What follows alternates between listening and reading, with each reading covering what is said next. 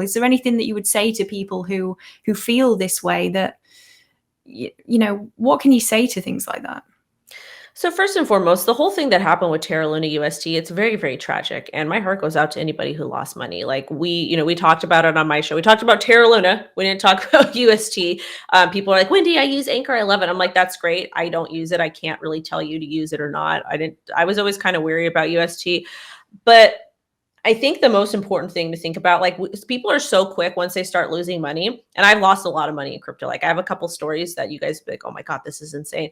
But I feel like it's important to note, crypto is about decentralization. It's about being self-sovereign. It's about making choices and having accountability for yourself. If you don't like this mentality, if you don't want to live in a true decentralized economy, then just play with some of the legalized stuff. Go play with stocks, go play with, scratchers, lottery tickets, that type of stuff.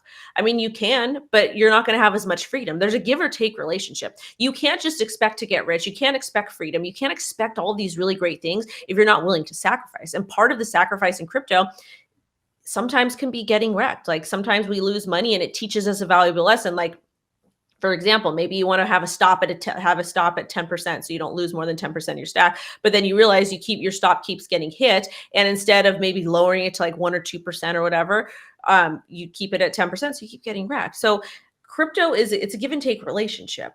And I think that what we need to do is we need to take a step back. We need to stop seeing, like, focusing on what's being said on Twitter with all these accounts like that are anonymous, or even the people that have their faces out there and they're saying, oh, I invested this much in this, da da da da.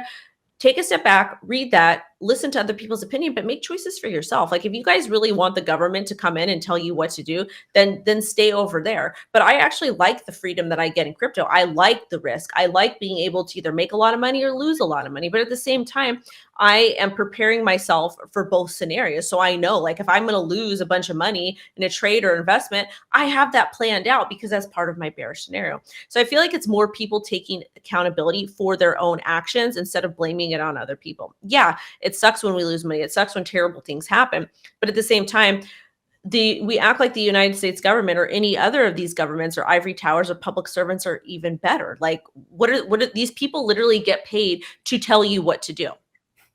And to me, it's kind of mind blowing. Like, do you want the freedom or you don't want the freedom? So I think if you're somebody who's kind of like on the fence and not really confident with your trading or investment decisions, then maybe you want to like deploy less capital or have like more, be more concerned with the risk.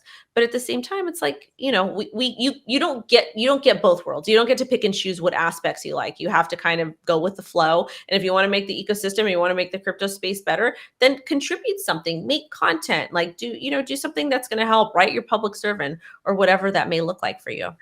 Yeah, I think that's a really good mentality to have. And to be honest, in my opinion, I think some of this skepticism is caused by people not fully understanding what crypto is and the amount of control they can have in this safe, transparent way. And I think as well, I don't know if you agree, Wendy, but the media as well can basically portray crypto as anything that they want, positive or negative. I think, obviously, generally speaking, it's negative, but the media portrays crypto in the way that they want to portray it. So I think understanding and finding things out for yourself, if you are skeptical about crypto, it may very well just open your eyes. And you never know, you could change your opinion. But I think it's a great mentality to have. I think there's some really, really, really good points.